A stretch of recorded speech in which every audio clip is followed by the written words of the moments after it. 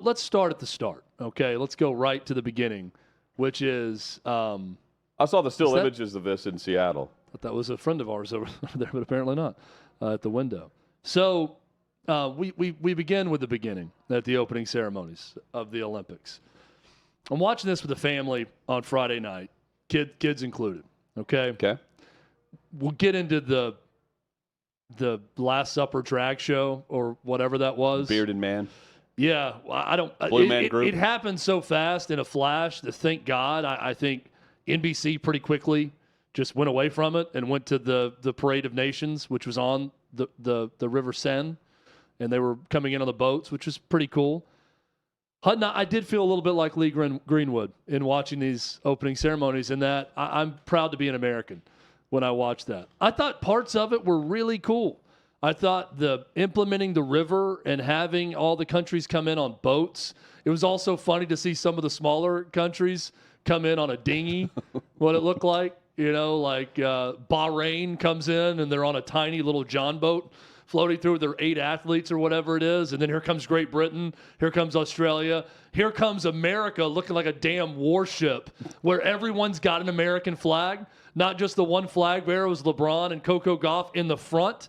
At the very beginning of it, where you should be, leading everyone with the flag, and like George all Washington. the American athletes with their own American flag. I was like, yes, the Americans have arrived, looking like we're about to do battle. In their $800 wardrobe. It was the first country. It was the third to last country to appear, because of they go to the next Olympic Games host, and then they go to the following one would be the last. So Australia, Brisbane's going to host in 2032. So they were the last team to appear. That part was really cool. The river was cool. The laser show on the Eiffel Tower was great. I thought Celine Dion crushed it, given her medical condition, and not performed in a while. Because she didn't know if she was ever going to sing again, right? Yeah, there were like parts of it I don't really understand, like the fencer, that is what it looked like to me with a mask that was carrying the torch the whole time. Parts of that kind of lost me. But man, it'd be weird to be French. I don't want to sound like someone here that's all American. I hate the rest of the world or anything like that. But I'm watching these opening games and I'm thinking, I'm proud to be an American, and I'd hate to be a Frenchman, because most of that stuff was very, very strange. We don't need to show a threesome on the opening ceremonies. I get that that's kind of your thing, right? But we don't need to see that. And I think it's a pretty good policy. I'm not stepping over a line here or stepping out of, the norms of the way things should be, in saying that probably not a good idea to make fun of any religion as part of your opening ceremonies. It feels like it's okay to make fun or mock Christianity at times, and I don't understand that. And I think that's a very strange place to be in, that's okay and acceptable. But if that would have been done about the Muslim faith, well, that has been done, or the Jewish faith, or anything else, there were multiple people that were killed based on a satirical. Was it a drawing or of Muhammad at the Olympic Games? No, not the Olympic Games. This was about a decade ago in France. Oh, I have no idea about that. You're going to tell me more. There you go. That's it. What is it? Yeah. Charlie Hebdo. Yeah. Oh. Okay. Yeah, about a decade ago. And then you add this to it. You add the spoken word to what they're doing through the Olympic ceremony, the opening ceremonies, what's supposed to be for everyone. You're supposed to show your culture, but also make the Olympic Games for everyone. That's certainly not. That's not what the French would be about in this setting. I don't. Like you said, like you said that the threesomes and all that, like. That's kind of what they're going for. I don't, but again, I'm okay with wine. I'm okay with the French spirit about a number of things. But when the ethos of your country is mocking the Last Supper and a threesome that has to be featured in the opening ceremonies, I don't think that's really something to celebrate. Yeah, no. And I thought that there's plenty of other things in French history that were fine and okay to celebrate. The part about the rebuilding of Notre Dame was cool. It was a choreographed dance with people on the scaffolding as they're rebuilding a church. And then to go from that to mocking the Last Supper was an odd transition. The whole fashion show part, that lasted forever. You know, it was basically half drag show, fashion show at the end. Now, that was mainly the Parade of Nations, so NBC didn't show much of it because they're just playing music and showing the last nations coming through. Again, I pray there's nothing like that takes place in 2028 in Los Angeles. Yeah, I know. For the opening ceremonies. It's just, I love the Olympics because it's supposed to be this time where we can all get together and celebrate that we're all human while also competing as different nations and being patriotic and rooting for your country above all else, but also respecting other cultures and nationalities and borders and everything else and being fine with all of it. And then to turn on the TV and see that was just, I don't know, it was off-putting to me. I don't understand the organizers and why they'd want to do that. And again, I'm also not French, and thank God for that, because I've seen a lot of people who have had ties to France or that are French. It's like, oh, yeah, this is France. You know, there's a Catholic church in every village, but only about 8 people go on Sunday. So while church is a big thing in France, no one really goes to church or cares about it. So that's all they're showing by doing that. I'm thinking, well, great. Enjoy your country. Yeah. And your lack of medals because you're not good at competing in anything else. Also, when you're the host country and you get to the end of the torch ceremony, that's the time to celebrate your countrymen and women. You don't hand off the third to last person being 2 Americans, a Spaniard, and a Romanian gymnast. They gave it to Rafa Nadal, Serena Williams, Carl Lewis, and Nadia Comaneci to go on the boat to take it over to the cauldron, which was a hot air balloon. And one other quick note of who was on that balloon? I would have adjusted. They had the 100-year-old oldest French Olympian that was awesome in the wheelchair. They should have had the 2 athletes that lit the cauldron wheel him up to it on a ramp, and all 3 together. Or just have him. Right? Just all of them could light it together. But all he did, they handed it to him. He's in a wheelchair. Yeah. So he held it for a minute and then just handed it back to someone else who went and lit the cauldron. I was underwhelmed. You did this better than they did in how many years preparing for this? I mean, just my notes. Then they had the power outage, right? I'm like a studio giving you notes after seeing the rough cut of the movie. Lady Gaga, fine. Or Gaga, as some would say. Gaga. I think in France they actually pronounce Gaga. Lady Gaga, fine. Celine Dion, great. Implementing the river and all of it with the boats, awesome. I'm even fine with the whole movie going through it where they're racing the cauldron through the Louvre and through all these different places in France. All that stuff was fine. There were everything else you could have thrown out, and it would have been great. Or replaced with something else. That's most of the opening ceremony, though, typically. It's just the one image you have of whatever happened last Friday was, the Last Supper, mocking the Last Supper, which is what they're going for.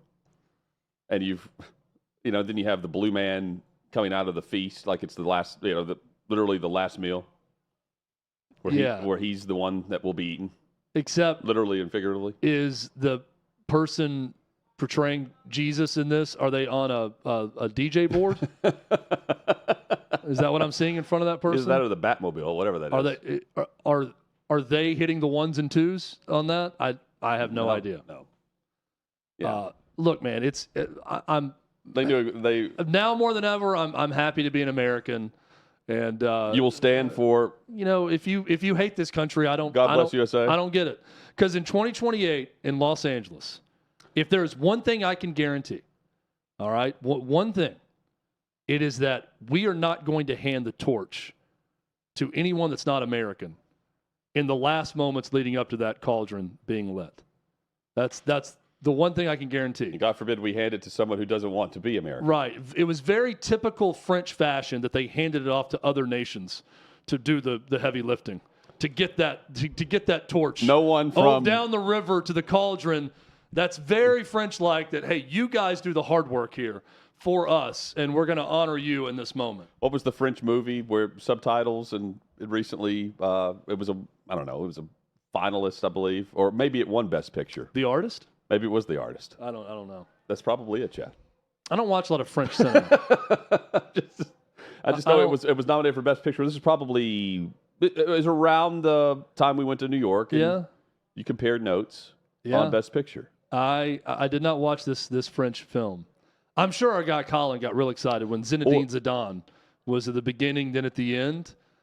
He would have been a fine choice to light the cauldron. That Maybe would have someone been good. from Devil's Wear Product. But I'm pretty sure that could have done this too. Zinedine Zidane, if I'm not mistaken, handed the torch to Spaniard Rafa Nadal, which I was just like for the French away. Open? It's the French Open, but Still, also I Carl totally agree with you. Lewis. Totally agree with you. Carl Lewis, who most recently is known for butchering the national anthem at a baseball game. Maybe that's why. But Carl Lewis is on the boat. Nadia Comaneci, the perfect 10. I get all the Olympic history, but this is your moment as a country. Like, this is your time to show what you're about from a sport standpoint.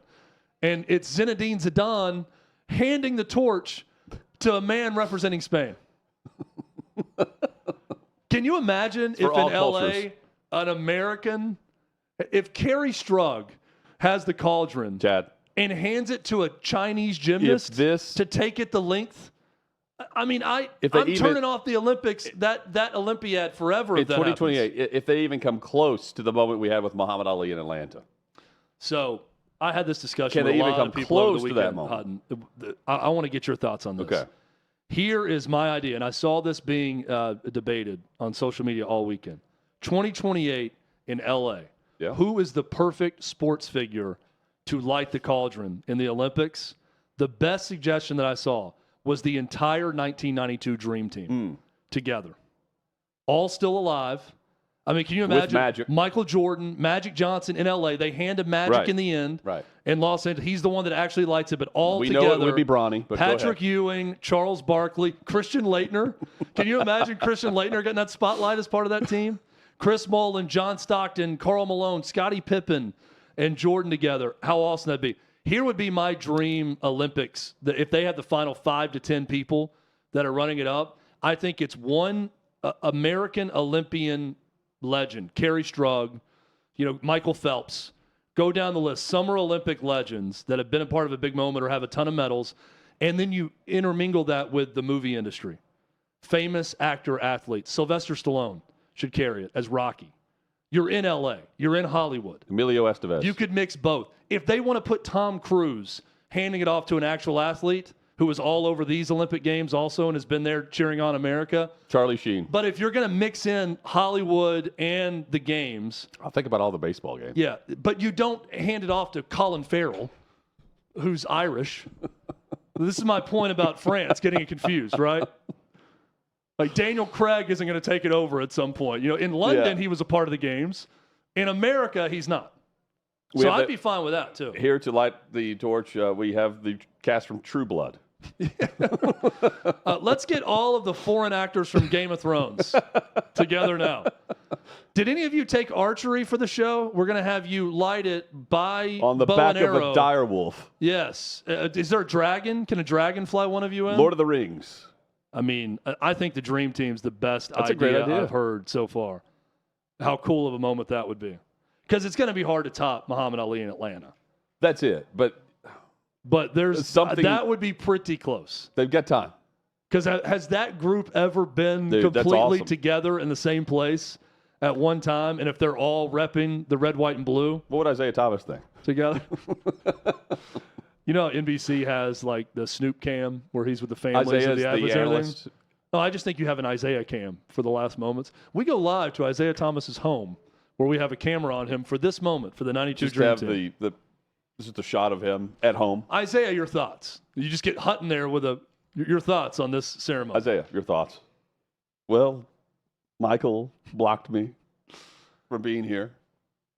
Michael took it personal, and I took that personally. The Dream Team hands off, Chad, to all of the other NBA players from the Olympic Games that year in '92 that were on different countries. That's what France would do. Yeah, exactly.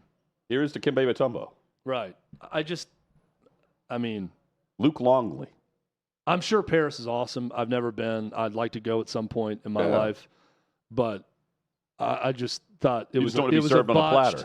There were elements that were great. I didn't think it was all bad or anything. I really liked some of the plan, but some of it was just this is what you celebrate in your country is what I'm thinking. Davey was in the middle or ending his fast while he was watching. Davey probably thought he was in the middle of a fever dream from his fast, that he was hallucinating. Yeah, he was like, what am I going to eat? Yeah.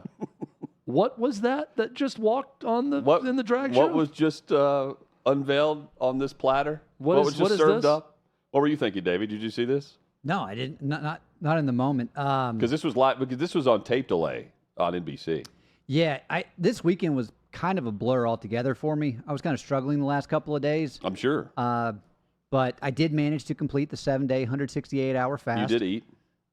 I ate on Sunday afterwards. Yeah, that's what I mean. But yeah, you were looking at you as someone who has eaten recently. How much weight did you drop? 14 pounds. Woo! In 7 days. Yep, 14.4 to be exact. But congratulations on your Well cruise, done. Davey. thank you. Well done. You're going to win that cruise. I hope so. Still got 2 weeks, so now I'm like kind of doing the opposite, where it's like based off how the scale system works. Like I'm just trying to make sure that I get the muscles like plenty of water in them because that'll make my muscle mass way more. You lost 14 pounds, but how much have you put back on just by eating or drinking? Oh, just like one and a pounds. half. Oh, that's Just- good. Yeah, at this point. But I mean, that's just to kind of get some water and something in my stomach. Yeah, nutrients. Yeah. Keep you from dying. Yeah. Pretty much. It's like, yeah. Happy to see that you're still alive, Yeah. baby. I made it, so appreciate it. Grueling. Not tough. as grueling as making it to that opening ceremony. It's tough. Chad, you know who else? I thought Peyton Manning killed it, by the way. With I saw where he's got the play sheet on his arm. Yeah, he was part Snoop of the Dogg NBC last night, coverage. too. He was good. I thought Kelly Clarkson, and it was you can only like Mike Tirico's terrific, but you really can when you're not speaking a lot and it's a lot of Mike Tirico exposition of here's this country, they have this many athletes, and here's a fact about them. Right. And then now let's throw it to Savannah Guthrie and Hoda Kotb, who's live on this bridge with Snoop Dogg. There's a lot of execution that goes on with a script as you're going through it, so you don't get a lot of chances to add color analysis. No. But man, oh man, did Kelly Clarkson really love the rain.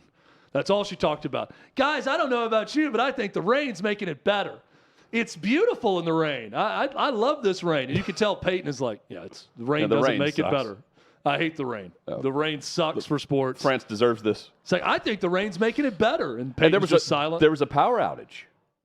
Oh, was it? I didn't see that. I believe it was overnight. I was reading about this, late night, early morning here from Washington, from Seattle, where there was a power outage. There wasn't any, I don't believe there were any games being played at the time. I think it was overnight there. I'm glad they got it figured out. Glad they got it figured out. Serves them right. That's right. It's a message from God. Yes, that's right. So we'll, you mentioned 2028. LA will hopefully get it right. Chad, I can tell you, 2028, we can also say that Caitlin Clark will be a part of the Olympic Games whenever we see the opening ceremonies 4 years from now. Don Staley, one of the selectors for the U.S. women's national basketball team, who was a part of the group that kept her off the team to begin with, now says based on the way she has been playing in the WNBA, she'd probably lock in a roster spot. There's so much conversation about women's basketball. The run you at South Carolina had to the national championship, a perfect season. Obviously, Caitlin Clark. And there was so much conversation on should Caitlin be on the U.S. women's national team. You were part of the selection group. Give me your read on that now that we've got a little bit of time and we can get into some clear air to see what happened. Right. When as a committee member, you're charged with putting together best team of players, the best talent. Caitlin is just a rookie in the WNBA. Wasn't playing bad, but wasn't playing like she's playing now. If we had to do it all over again, the way that she's playing, she would be in really high consideration of making the team because she is playing head and shoulders above a lot of people, shooting the ball extremely well. I mean, she is an elite passer.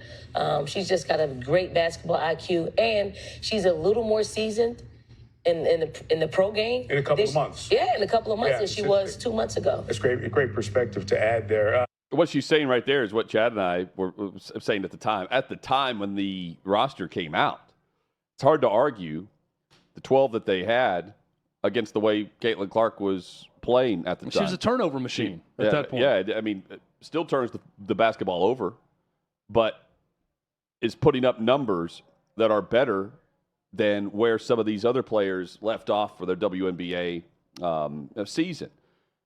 The others are seasoned. Speaking of seasoned vets when it comes to playing for Team USA. Right now, live look in. I'm looking at this on Peacock, Jad. They're up 86-62 over Japan in the fourth quarter. I mean, they're I've got a minus 21.5, so I need that score to hold and making get better quick for work Team USA. in their opening game here, as they will then move on to play on Friday against Belgium, and then they play on Monday against Germany. That's what the games are locked into right now in their group phase. Point being, though, yeah, she would be on the team right now. She'd be playing. She'd be playing more than Jason Tatum. More on that coming up. But, Chad, I for one, I'm happy right now as we sit here today knowing that she's getting that month off rest. She doesn't play again until August 16th with the Indiana Fever when they resume their season after the Olympics. She hasn't had this long of a break since, I don't know, maybe her sophomore year of college, with how quickly she's had to just jump right back on the training regimen, or just the fanfare that has been all of the Caitlin Clark rage. She's probably able to catch her breath, and that's bad news for any of the opponents coming up in the WNBA schedule, or the final, 14, 13 games that are left. And it's great news for us. It's great news for the WNBA, Caitlin Clark, everyone else, because she's going to be on TV in the postseason. Indiana Fever are going to end up making the postseason. Right now, they're the 7th seed, I believe. They're in, but they're going to catch Caitlin Clark even better than where she left off prior to the Olympics beginning, because she's able to actually get her legs and rest a bit. Take a deep breath. That's great, because all of us are going to be able to watch her make a run in the postseason for the WNBA.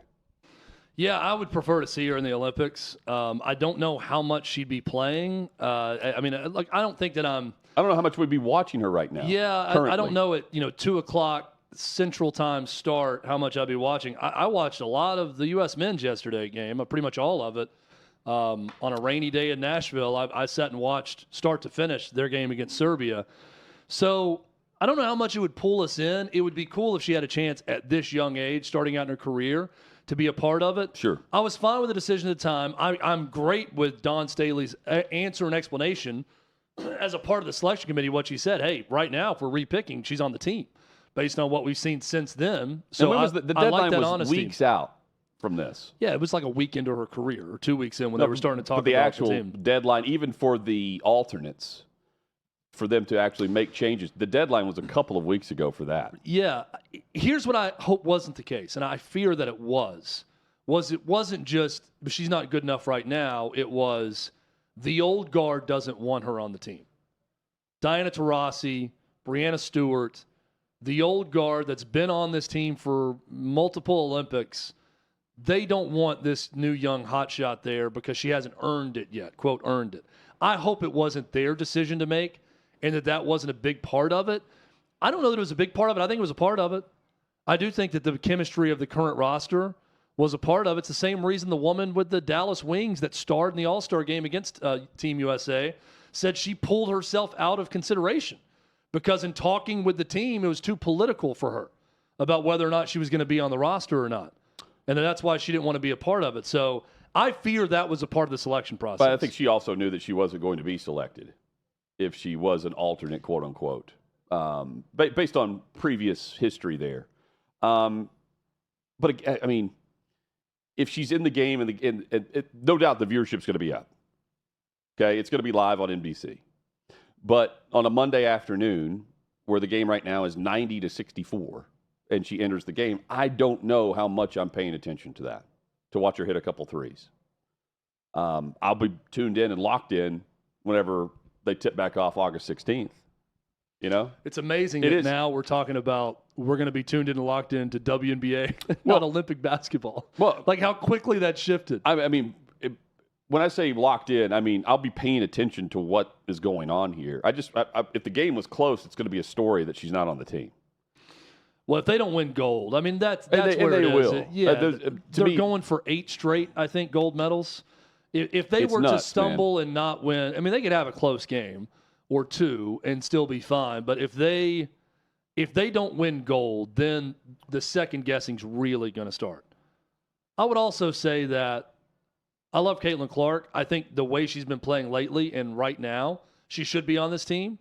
But when they picked the team, she shouldn't have been on the team. So I'm okay with the decision.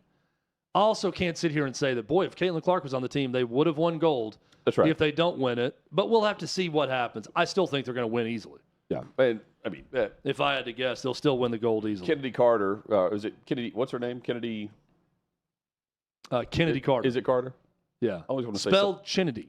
That's right. I always want to say Kennedy something else, different last name. Kennedy Carter is also not on this team, so there would be no hip checking during practice. No, she can hopefully stay healthy. Based on the way Angel Reese has rebounded the basketball. Yeah, she can rebound some of the missed shots underneath and get the ball back out to Caitlin Clark. I will stand on a chair and say this again. I know Brandon Stewart's going off. Well, I will say, Team USA women's basketball and women's soccer are two outstanding examples of all of the opportunities we give young women to play sports in America. And that is something to be celebrated. Let's not mess with opportunities. Yes. We dominate so many of these women's sports. Not all the individual sports, but team sports, even soccer. Soccer is not our sport inherently. But yet our women are right there with the best in the world, and we're shocked when they're not winning World Cups or winning the Olympics. It is a testament to how we have treated women in this country through Title IX, through opportunities in youth sports. I'm the dad of 2 little girls that get to play multiple sports. It's awesome to see that. The rest of the world is not caught up. And I think that is a testament to America being better to their young women and women in sports and giving them opportunities more so than the rest of the world. The rest of the world is picking it up with that. But as we see in basketball, it's not that close. The rest of the world in men's basketball has absolutely started to catch up to the men in basketball, but not in women's basketball. And that's a testament to America and how many opportunities there are for young women to play sports in this country, which is fantastic. Brandon Stewart looks like Larry Bird in this game. She's 11 of 15. Oh, nice. 28 points, 8 rebounds. So she looks like Kevin Durant did yesterday. Dominating. Who was incredible. Yeah, Kevin Durant, man. So you were locked in, you said, to Team USA yesterday. Durant comes off the bench. It's his first game back from injury. And he's 8 for 8 to begin in the first half.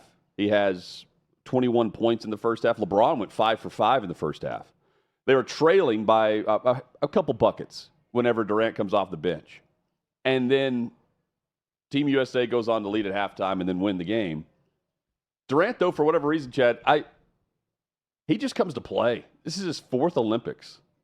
He comes to play whenever he puts on United States of America gear and apparel, that expensive apparel. And that's absolutely what you want to see.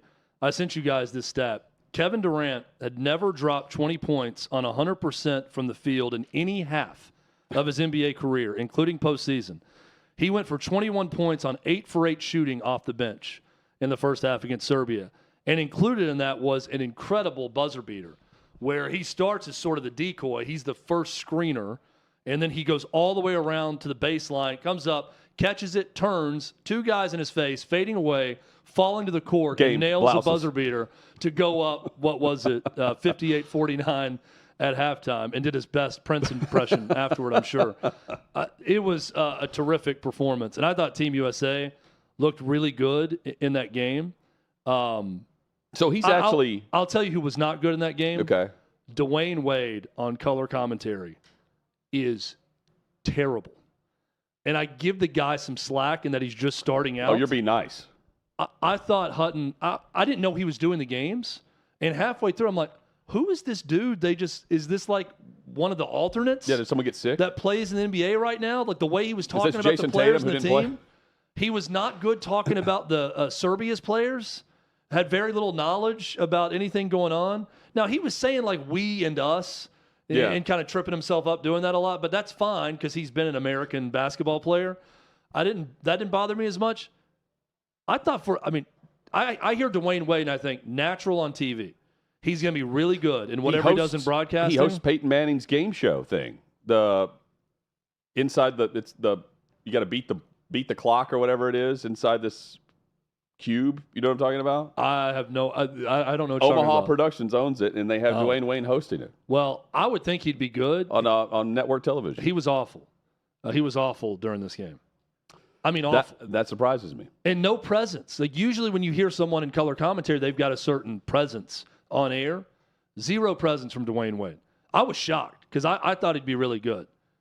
We do have we do hear the John Tesh theme. That was really cool. That's back. Going to halftime when they brought out that music, and then they go to Mike Tirico, who explains, you're going to be hearing a lot more of that, and they immediately go to the promo for the NBA returning to NBC with that music in the background. That was pretty neat. Can't wait. Here is the Cube, Chad. I think you would be all about this, by the way. You love a good game show. Is this currently on television, or did this run a season? I mean, I just remember it being announced that right after he retired, he was hosting this. I'm just shocked that Hutton knows about something on TV that I've never heard of, because I've never seen this before in my life. It's a knockoff of a British show called The Million Pound Cube. Okay. And other than that, you just pick different games that you have to beat the clock with. Something we do great as Americans, knock off Brits. That's good. Yeah. We took The Office, and we'll take the Cube. Yeah, we'll take it all. So we'll take whatever else you have that's interesting. We'll take it. We'll take it, and we'll make it our own. Yeah. I had no idea Dwayne Wade was a part of this program. I didn't even know it was a program. How does the Cube game show work? The game is played by a single contestant within a transparent cube. The goal is to complete a series of 7 games, each of which awards an increasing amount of prize money before failing a total of 9 times. Should I go and watch an episode and come back with your review? My complete review of Dwayne Wade game show host? Yes. Because my complete review of Dwayne Wade in-game analyst is a very poor review. But he's much better at this. He's much better at this game. Okay. Hosting. I hope. Hosting. Because, again, that's why it surprises me that he sucked at this. I hope he gets better before he's on the main call of the NBA broadcast for NBC. He's got time to do it. And I don't know if it was just bad chemistry with the play-by-play guy that NBC has going to. It was just not He looks good. tired there. Does look a little tired. The headset on. It's not good. Maybe jet lag had something to do with it. Jet lag, or maybe he was the fill-in. Maybe he was... He was also obsessed with saying, LeBron James, his pronouns are he, him. God. He said that over and over. That's his pronoun, him. He is him. It's like he wrote down one note, and it was, fit in this catchphrase. WWE script. I'm starting a catchphrase, and it's going to be, he is him. Austin 316 You know his pronouns, says, everyone. He is him. The Rock says. We worked with a guy who used to get little catchphrases in. We try to work them into our broadcast and write them down. That was Dwayne Wade's going into that game. I got to get the he, Got to him. work it in. You know his pronouns, he, him. Got to work that in at least 5 times. I think he hit his quota. I think he hit it at least 5 times on LeBron James. Steve Kerr's got to work in Jason Tatum to the next game. Says he couldn't believe that Tatum went the entire game without playing. Here's Kerr. You guys play your best game of the whole summer to this point, but you didn't get to use Jason Tatum, who's obviously one of the best players in the league. Obviously, that's one of the hard things to do in your role. Yeah, it's tough, but Jason handled it really well. I talked to him today before the game that it may play out this way, just with Kevin coming back and the lineups that I wanted to get to. But that'll change. Jason's going to play. Every game's going to be different based on matchups. He's a total pro. He's first team All-NBA 3 years in a row.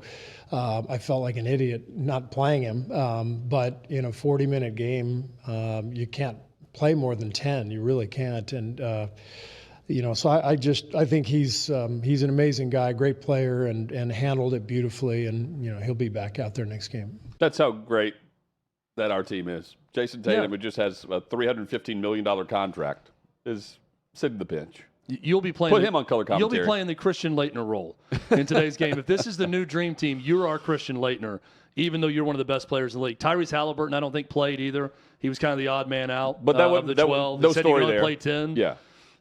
Devin Booker. I mean, if Devin Booker went in and played poorly, then you could really second guess it. Or if they struggled, but they won easily against a good Serbian team, and Devin Booker was 4 for 4 from 3. I think he hit 4 threes correct me if I'm wrong, in the game. the second half was not much of a half because the Serbians, they scored like 15 points or something.